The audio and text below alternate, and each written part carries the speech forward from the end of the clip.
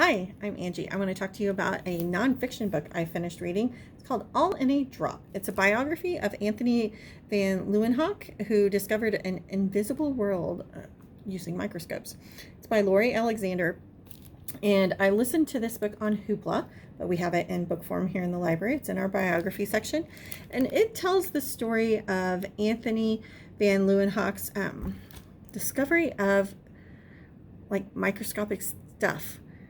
So he lived in the Netherlands in the 1600s, and as an adult he became a cloth merchant. So he sold cloth. You can make dresses, you can make furniture, drapes, whatever out of them. But through a meeting in London, while he was on vacation, he went on vacation, and he happened to be in London when Robert Hooke is displaying his new microscope, which shows you, the microscopic world. We've never seen anything that small.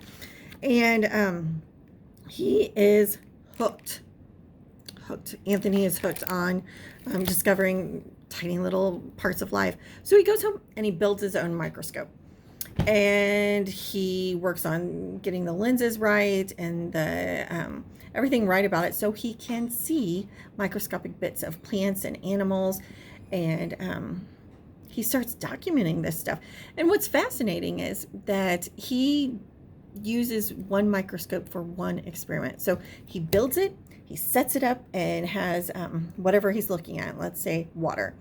And then that's it. So he sees that, he can document it, but that's all that microscope will do. So then he has to build another microscope for the next bunch of stuff he wants to experiment on. And he built thousands of microscopes. Every time he wanted to look at something, he built a new microscope. Can you imagine doing that today? I can't. Nope. I can't imagine building my own microscope, for one. But he discovered that there were little organisms in water. He started trying to publish his research, and he wasn't taken very seriously for a long time. But finally, the Royal Society in London did finally take him seriously, and finally did recognize his work with microscopes and everything. But it was fascinating. I don't really think about microscopes very often, don't use them very often, even though my mom works in a laboratory. And just the history of them, how they came to be. He refined the process of making them. He wasn't the first to make them, but he really refined how they worked. And so it was really interesting. So All in a Drop, the story of Antony van Leeuwenhoek.